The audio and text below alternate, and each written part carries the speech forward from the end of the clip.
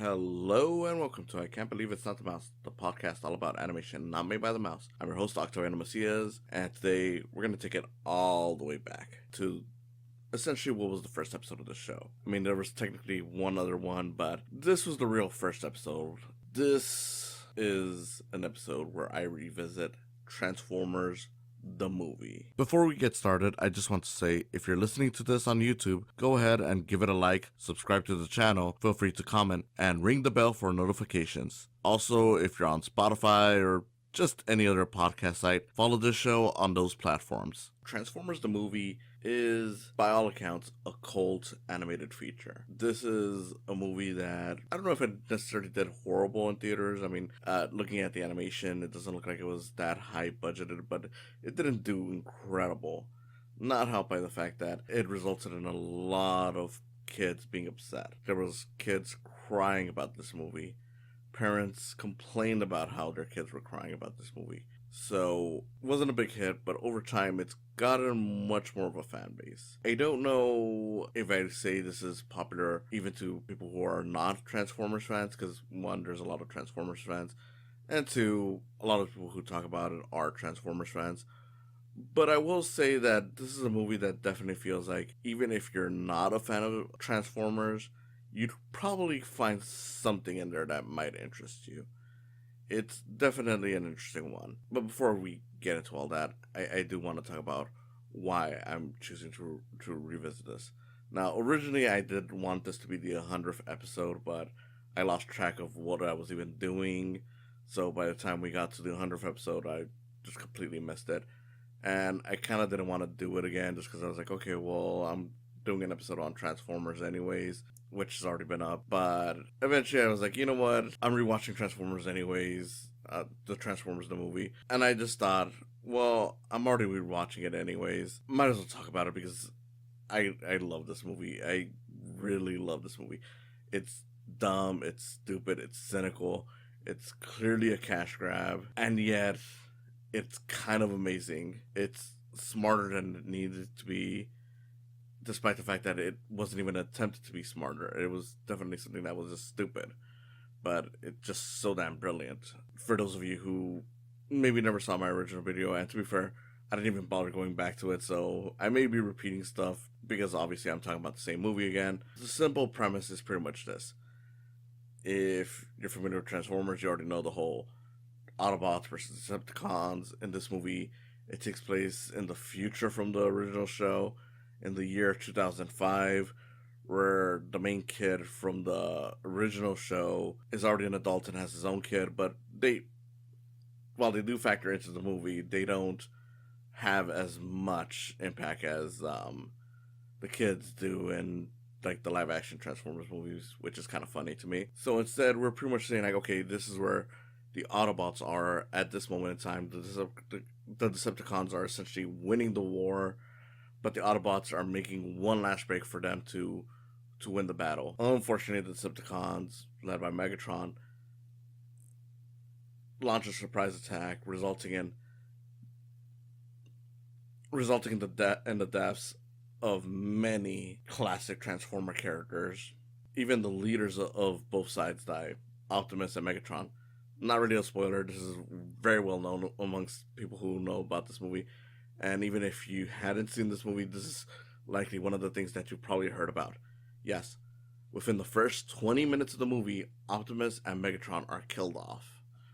A little longer than that, but that's generally where it happens. As a result, the movie is very much the story of two different war factions trying to survive and trying to see how they can move on from the deaths of their leaders, which I think is interesting, and I'll get to in a bit. And things get worse once it's introduced that there's another party involved here, which is this giant planet-sized transformer known as Unicron, often portrayed as like the devil or like the greatest evil in Transformers lore.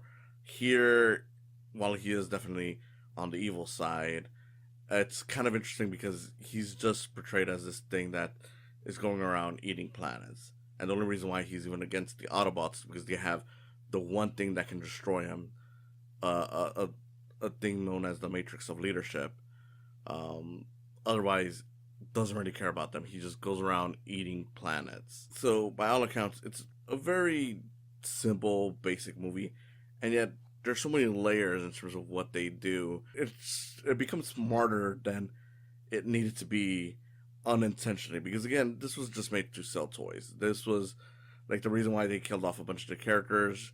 They've always been open about it. Is like, look, we wanted to sell kids new toys. We thought, okay, we're gonna kill off a bunch of these characters, and the kids will just latch onto the new people. Unfortunately, that's not what happened. A lot of kids got emotionally invested in a lot of these characters, especially the leaders, that they got upset that when they saw Optimus die. And the funny thing is that despite the fact that it was done under very cynical pretenses, they still gave Optimus this big emotional send off. Like when he dies, you got the sad music, you got the characters surrounding him, not sure what to do, and it's, it is very much like for a death that you clearly just did just so you can put in the new toys. You gave it this big send off that was like, it was emotional to a point that I'm kind of like, I mean, I get why you would be surprised that kids didn't accept it the way you wanted them to accept it, but at the same time, you definitely put in the emotion in there. So, like what happened there? This is one of those movies that I feel like the more times I rewatch it, the more I think about the stuff. It's very much because here's the thing: the way I view this movie is, aside from obviously being just another Transformers movie, is that it's less like your typical movie based on a TV show and more like, look, we took the property, but we're honestly just what feels like a pulp sci-fi kind of story. Like you can imagine reading this like in a magazine or something.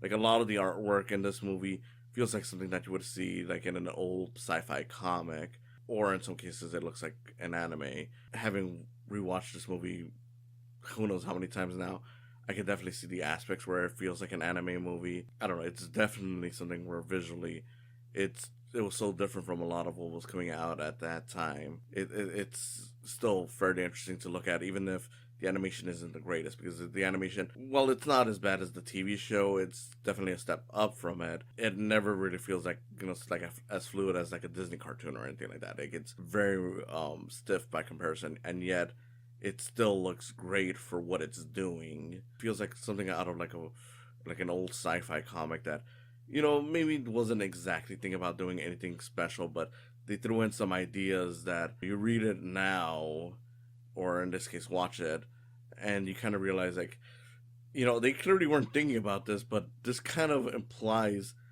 things that are much deeper than what is being presented, which is kind of interesting to look at, because you got like the whole war thing. Like as kids, we don't think too much about the war, and the fact that it's like, okay, well this time we're gonna see some real casualties. Like, okay, well that's a little more mature, and that's something that you don't often see with family features. The fact that it's like, okay, well we're gonna actually see these two sides of the war and see how differently they handle the loss of their leader.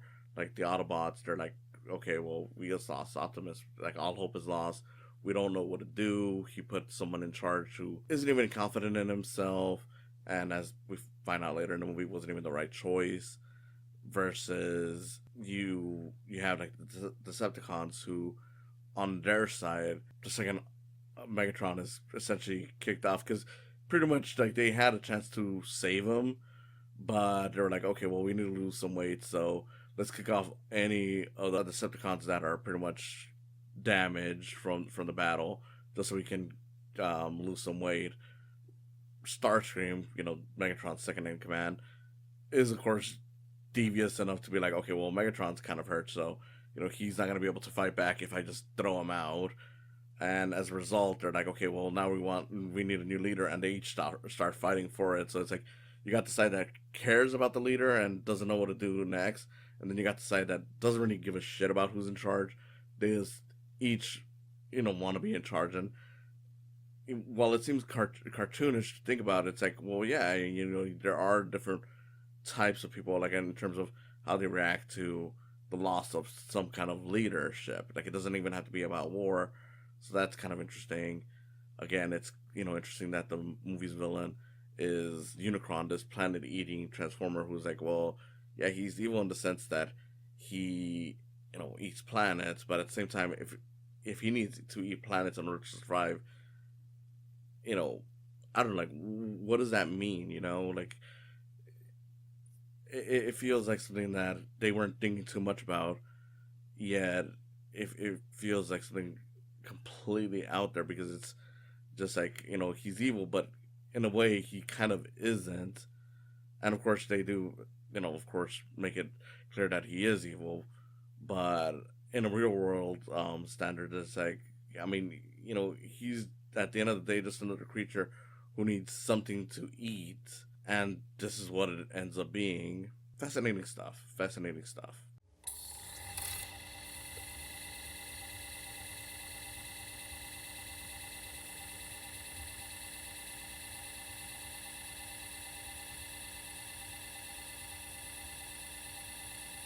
One of the most known things is the soundtrack. I can't deny this is one of the most 80s soundtracks I've ever heard, and it's pretty fucking cool. Like, the songs in this are just great. The Touch, Dare, Dare to Be Stupid, Instruments of Destruction. Like, you got a lot of great stuff, and even the score in this is pretty great. Like, you have Unicron's medley playing almost every time he's on screen, and it always sounds interesting, especially as you see whether it's like stuff inside of him functioning or him transforming. It's just always great stuff. The scene where Optimus dies, has a very nice, memorable score. Sad. It really gives you the vibe of like, okay, yeah, someone's dying. It's just a bunch of great stuff. And again, I had to wonder how much of this was like, actually planned, because the score is kind of random when you get right down to it. Well, not the score, but the soundtrack. And as it is, The Touch wasn't even intended for this movie to begin with. It was a song that was intended for a Sylvester Stallone movie. I believe it was Cliffhanger. I could be wrong, but I know that it was intended for a Sylvester Stallone movie. They were just like, okay, we don't want this, so they took it over. And I don't know, it's interesting Transformer stuff. The Touch, of course, was eventually featured in the live action movies with Bumblebee. Not a very great use of it, if I'm honest, but it's still nice to see that it eventually got in there. And that in and of itself, like, even if the rest of the movie was as dumb as what the people making this intended it to be, I think the music itself could have even still made it something that is worth watching. Because the thing is that I still remember the way I was introduced to this movie was, of course, aside from being a Transformers fan, was eventually seeing a lot of people, like, this was back around 2005, 2006, pretty much. It was before the first live action movie. We're starting to list it as like one of the all-time great animated features or something. Like, I probably wouldn't go that far, but it's still one that I love dearly, and I can see why others might put it in their list. And this kept on popping up, and I was like, oh yeah, this is a lot better than it had any right to be, and all this stuff. And I was like, okay, so I'm curious. I mean, as one, I'm already a Transformers fan, and two, the fact that people are giving it this high praise just makes me want to seek it out. And thankfully, around that time, they were releasing it for like the 20th anniversary DVD. I got it, and it was definitely one where I'm like, yeah, I mean, it's a little slow, if you're into like more modern animation and whatnot, you're gonna have to readjust yourself and remember, like, okay, well, this is like an 80s animated feature, not a Disney one, so like the animation is a little more stiff. The action is cool looking, but it's not gonna be this fast paced thing. It's pretty much what you would expect action animation from that time period to look like. But once you get that initial thought out of the way, I feel like it gets a lot better. In fact, I remember the first time I watched it, it was kind of like, yeah, this is kind of boring, but it's kind of cool in parts. And then the subsequent times where I would start watching it, it's like, okay, this is getting a lot better than I remember. And just little stuff, connected with me a lot more and more. Like, I've brought it up before. I thought it was kind of cool how they have this phrase that is like a universal greeting as a way to basically tell other people, like, hey, we're your friends. Don't hurt us, and hey, we'll help you if you help us. Which is basically Bawi Grana Nini Bong.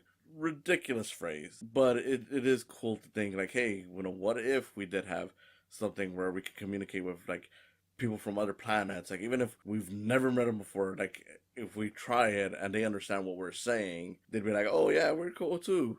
I think that would be a nice little way. Like, it's sci-fi, but it would be like a nice idea, like an ideal for the universe. Like, hey, no matter where you are, no matter what language you speak, as long as you know this one phrase to indicate that you're safe and you're friendly, the other party should know, and you can work together, be good, help each other out, or maybe only they help you because maybe you're lost. I don't know. It doesn't matter. And of course, they do highlight in the movie like, hey, it won't always work, but just because it won't always work doesn't mean that it isn't worth trying. Like with anything in life, and I think that's cool. Again, you got a lot of visuals that are very much like out of a sci-fi comic from like the 50s or something. I think it's great stuff. It helps create this world because I feel like with Transformers, like a lot of people often only think about it as like, okay, well, here's the robots and whatnot, and here's like metal planets and things like that, and in this you definitely see like more things. Like, there's these beings called the quintessons. They're like these tentacle robots. Very interesting stuff. Like, they have their own court system where essentially whether you're innocent or guilty, it doesn't matter because you're pretty much dead. We see other robotic planets to the point that, yeah, it's a little weird that they have the human characters here. Like I said, they have the original human kid now as an adult. His name is Spike, and then they have his son Daniel.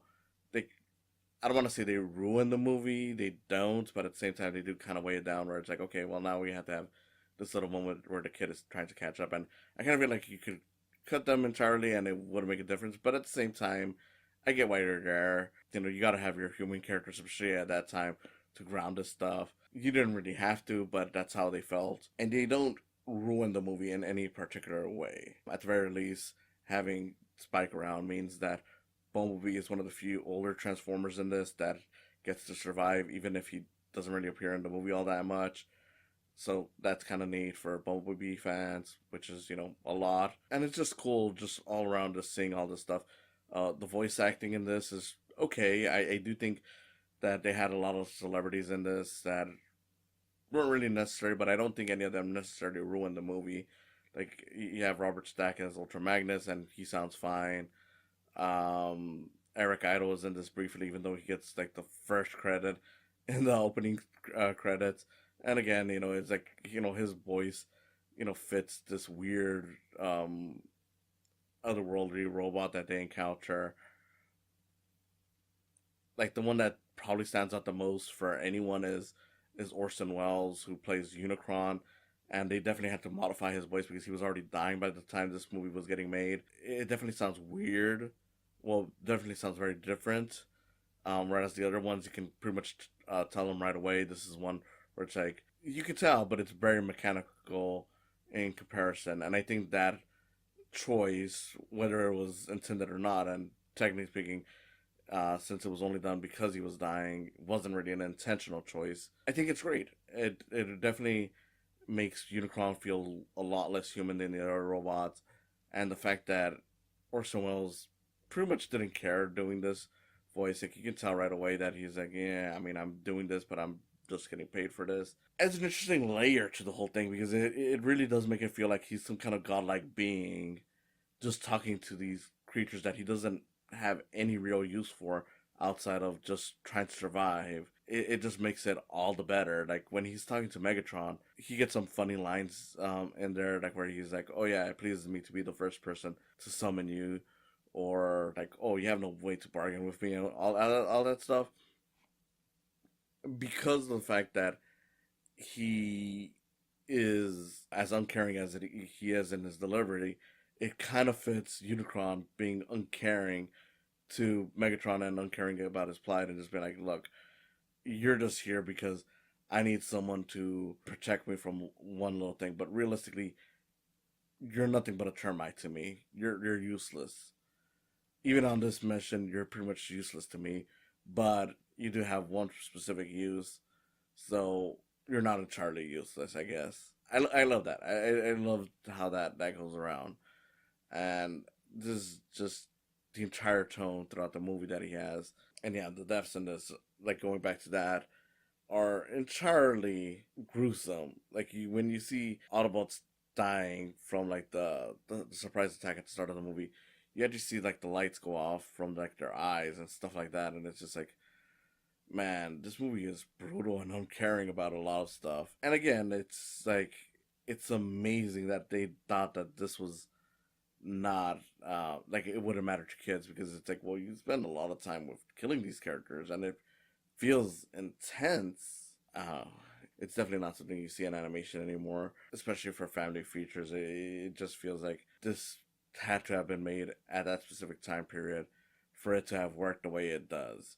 Because at the end of the day, it is a very messy movie. I would, like, I'm not big on star ratings or anything like that, but out of like 5 stars, I would probably at most give it 3.5 stars, and that's mostly acknowledging all the silly stuff that I do like. And despite that, I still love the movie so much. I love it more than some movies that I consider almost perfect by comparison, just because it's such an interesting movie and the way it goes about doing everything. It's, I mean, it's Transformers the movie. I don't know what to say. I'm probably repeating myself from the first time I saw it, or maybe I'm not.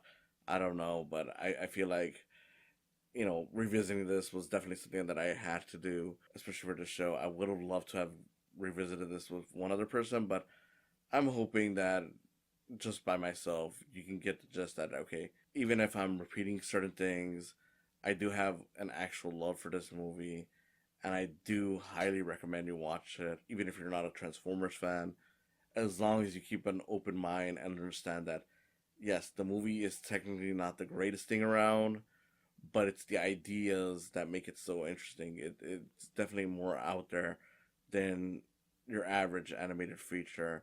It's got things in there that feel more mature than whatever it's trying to be.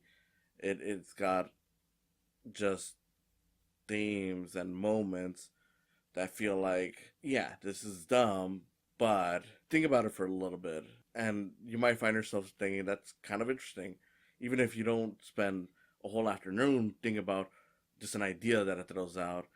You might just find yourself thinking, that's pretty cool, that's pretty interesting. I kind of wish that they had tackled it a bit more, but even if they didn't, it's interesting that they even tackled it at all, because not everyone is talking about these kinds of things. And I think that's pretty cool. Thank you for listening, and I hope to see you again next time. Megatron? Is that you? Here's a hint.